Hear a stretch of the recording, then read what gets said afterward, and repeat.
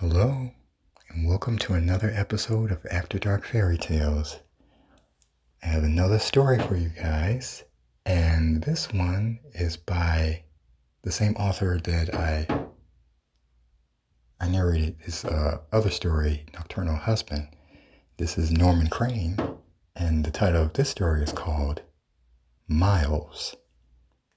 Now, you guys tell me what you think about this one, but I enjoyed it, but of course, what my listeners' opinion matters the most. So you guys tell me. I thought it was pretty good enough to narrate. So I'm going to read Norman's story, and I'm going to put the link in the description box to Norman's Reddit page where you can check out his other work. I'm honored that Norman wants me to narrate his story, and I'm going to try my very best to interpret it in verbal form the best way I can. So you guys ready to find out what Miles is about? Well, let's get ready. Miles by Norman Crane. I hadn't seen Miles in 15 years when we bumped into each other at the grocery store. Back then, we'd gone separate ways. He dropped out of high school to start learning a trade, and I'd gone to university.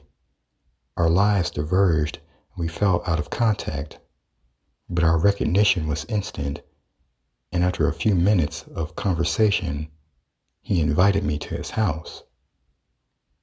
It was on the way that we caught up in broad strokes. I was married. He wasn't. I had a kid. He didn't. I worked for a corporation in a mid-level office job. He was self-employed.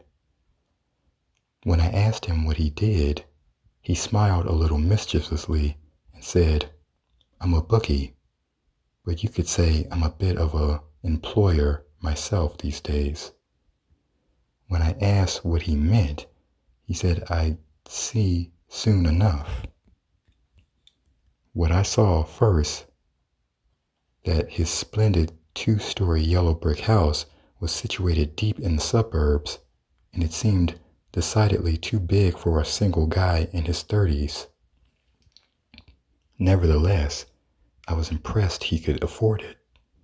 My wife and I didn't have our own house yet.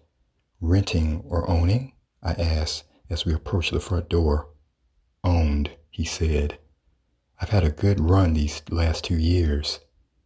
Although the house had looked normal from the street, when we got closer, I noticed that the front doorknob was odd. It was shaped like a human hand.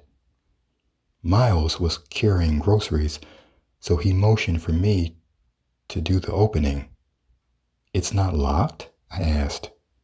He smiled just as I touched the doorknob. The warm, living doorknob. For it didn't just look like a human hand, it was a human hand. Obediently, the front door swung open, and huddled in the triangular space between the door and the wall was a hooded, black-clad figure whose gold-painted fingers I had just touched. Without even raising its head, the figure shut the door behind us and replaced its hand into the door hole. Miles paid the figure no mind, and he continued to the kitchen, where another similarly dressed figure stood motionless by the light switch.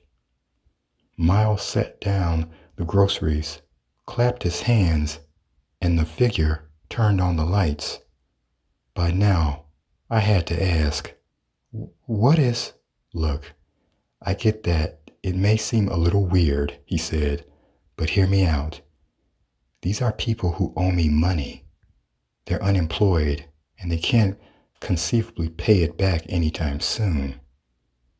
I followed him to the living room, where another figure turned on the lights, illuminating several pieces of human furniture. "So they're working off their debts?" Miles whistled, and yet another figure appeared, this one holding 2 imported beers.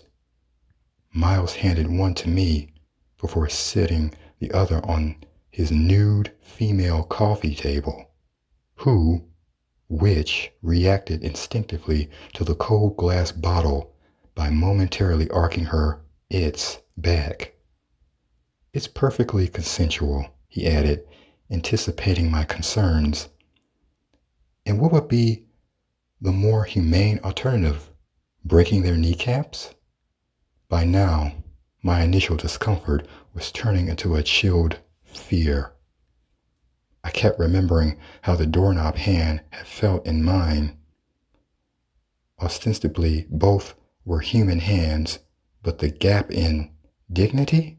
I said, then repeated the word in a whisper so as not to let them hear. Don't you think they lack dignity? He chuckled. See, even your natural reaction is to treat them as if they're invisible. As for dignity, they most definitely had it, because they mortgaged it, and now they're working to earn it back. I didn't force them to gamble. Now they're house servants. That's all. Are you opposed to house servants? I admitted, I suppose I wasn't. But this is such a strange form of it, I said, starting to stammer like in my elementary school days. By now the stress of being in this bizarre place combined with the mundane act of drinking beer was twisting me psychologically in ways I couldn't understand. I wanted suddenly out, but the most I could tactfully bring myself to do was ask about the location of the bathroom. Just down the hall, Miles said. I stepped with dread. The bathroom was large, but felt immediately cramped by the presence of two figures, one wrapped entirely in bath towels, and the other kneeling by the toilet, its hooded head down and arms up, holding a roll of toilet paper, as if it were the idol of a long-forgotten god. Of course, I couldn't go in these conditions, so I waited uncomfortably for a minute, listening to the figures breathe before washing my hands. Are you okay? I whispered to them. No response. Do you need help? Silence. I shut off the water faucet, turned, and nearly fell back against the bathroom mirror as the towel-wrapped one rubbed its moisture-absorbing material body against my wet hands. Please don't, I begged quietly, escaping backward into the hall. Miles was casually drinking his beer. Did you try to save them? He asked. I nodded. They don't need saving. He gestured for me to follow him, and I did, down the hall and up the stairs to a bedroom. But it wasn't Miles's bedroom. I had prepared just for you, he said, in case you wanted to spend the night. The room was spacious and clean, decked out with an array of speakers, a large TV, and a human night table flanking a queen-sized bed, freshly made and topped with a beautiful handmade quilt on which rested a mattress, long body pillow, its linen case rising and falling gently with the breath of the human inside it. I wanted to back out, but Miles caught me by the shoulders. Remember when in high school you told me I wouldn't ever amount to anything? His grip was firm. I'm sorry, I whispered. Don't be sorry. You were wrong, that's all. How long do they work for? I asked, watching the body pillow shift slightly on the bed, desiring more than anything to change the topic, but also curious, genuinely and morbidly curious. However long they want. 8 hours, 12 hours, 24-hour shifts. It's really not a bad gig lying in a pillowcase on a comfortable bed for twice the minimum wage. He nudged me forward. Go ahead. Try it. I didn't want to, but there was a menace in his voice, an unpredictability that made it feel safer to obey than disagree. He may not have been threatening me directly, but the threat was in the air, invisible and atomized like a perfume. I got on the bed. Miles watched my every uncomfortable move. Like it? Yes, I said. It's a very nice mattress. For a second, I imagined that the mattress was filled with people and I was lying on top of them, crushing them. But as I shifted my weight, I felt the more familiar support of springs, and I could breathe again. Try hugging the body pillow, Miles instructed me, the coolness in his voice betraying how used he'd gotten to being the boss. I didn't want to do that either, but I did it anyway, not only pervasively conscious of the army of servants Miles had amassed, which he could turn against me at any moment, but wanting desperately to feel even a fraction of the power he wielded over them. Inching closer to the body pillow and turning over onto my side before slightly placing an arm on top of, it squirmed, bony, warm, and human underneath the crisp linen case. The person inside was a man. I wondered who and what he had bet on and how much he owed and whether it was really so bad what Miles was doing and if it would have been better for the man to be working 2 or 3 part-time jobs, probably labor, probably more tiring and dangerous than being paid to be this objectified, this passive, this utterly domesticated. Nice, right? Miles asked. Yes. You can get up now. I got off the bed, smoothed my clothes, and followed Miles wordlessly into the hall, down the stairs, and into a spacious gym. He was so confident that not once did he look back. He knew that I was behind him. Although we didn't go inside, on the way we had passed a room outfitted with cameras, lights, and a circular padded stage, and my imagination was running wild with thoughts of the recordings made in there. The gym lights flashed cold and bright. I squinted. Arranged before me was an impressive collection of weights, workout gear, and exercise machines, but it was the object occupying the center of the room whose existence sent an electric shock down my spine. A leather-heavy bag hung ominously from the ceiling. Miles passed me boxing wraps for my hands, then began wrapping his own. I know this is a lot, and I know how it feels. The pressure building up inside you right now. Believe me. Jealousy? Disgust? Maybe even anger at me, the world, your own fucking life. When I get that way, I come down here and work those emotions out. It's not healthy holding them in. Whatever you do, you can't let them grow inside you. When he was done with his wraps, he handed me a pair of training gloves.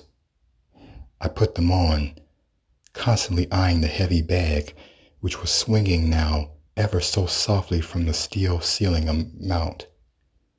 Give it a shot, he said. I stood frozen in place. I knew there was someone in there. I can't. Of course you can, he said, then pulled his arm back and delivered a wicked right cross to the heavy bag. It responded with a dull thud, followed by a reverberating groan. Just like that. It's a person, I said, my voice rising, which makes it even easier. Just ask the person if you can hit her. Her? Do you want to get hit? Miles asked the heavy bag. Yes, a muffled voice responded. See? She wants you to do it. If you don't do it, you're deciding for her. And how condescending would that be for a man to tell a woman what she can and can't do? Hit me, please, the heavy bag mumbled. I made a fist and threw a light jab, just enough to feel the bag, the padding, and the contour of the person hanging inside. Come on, man. It made me sick to my stomach.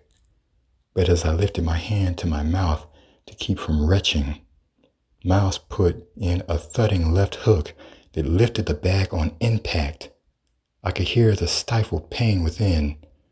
She gets paid by the punch, Miles said. Ask her if she wants another. I didn't want to, but the answer came anyway. Hit me. $1,000 off her debt if you give it all you've got, Miles said. Do it, please, the bag begged. I planted my feet, exhaled, once, twice, loosened my shoulder, and I put all my weight behind a looping shot that connected sickeningly with the side of the bag. My mind frantically trying to decide where I'd connected. Face, ribs, hip, because I was sure I'd felt bone as the bag bounced. The ceiling mount screeched, and the woman inside moaned in pain. For a while, silence. Then, thank you, she whimpered. Nice one. What do you say another grand? Miles asked with a smile. Again, please. So I got her again, and again, and again, each time connecting with everything I had, each time shaving $1,000 off her debt. Good deed followed by good deed, until Miles himself grabbed my arm and pulled me away, and I realized over the pounding of my beating heart how much anger there was in me. Easy, easy, he repeated. After I'd calmed down, I felt the horror of it, of what I had done. I had beaten someone, a woman, and all her begging and thanking couldn't convince me it was right. Not that she was speaking now. Miles unhooked the heavy bag and laid it reverently on the floor as I took off my gloves and undid my wraps. He unzipped the bag. Do you remember our prom? He asked as if out of the blue. Vaguely. You went with Rashida Parker, he said. I did remember that. Why did you go with... I asked. Miles had pulled a body wrapped in a thick, bloodied sheet from the unzipped bag. He picked it up and cradled it. She looked small and fragile in his arms. For a second, I thought that maybe she was dead. And then she murmured something swollen and incomprehensible, and I knew I hadn't beaten her to death. I had almost forgotten my own question when, no one, Miles answered. I was supposed to go with Rashida, and she'd even said yes to me. He had unwrapped some of the sheet, revealing a tangle of black hair, and I thought, no, it couldn't be, but it was. She was. When you asked her and she said yes to you, after all, why would she go with some kid who smoked cigarettes by the railroad tracks, a future deadbeat whose parents worked in a factory and who couldn't read Shakespeare, when she could go with someone like you? He unfolded the remaining sheet from Rashida's body and laid her on top of it. Her eyes were swelling shut, but she could still see, and all I could do was avert my gaze as she slowly pronounced my name, each syllable willed into a hurt existence, before thanking me repeatedly with her flattened lips.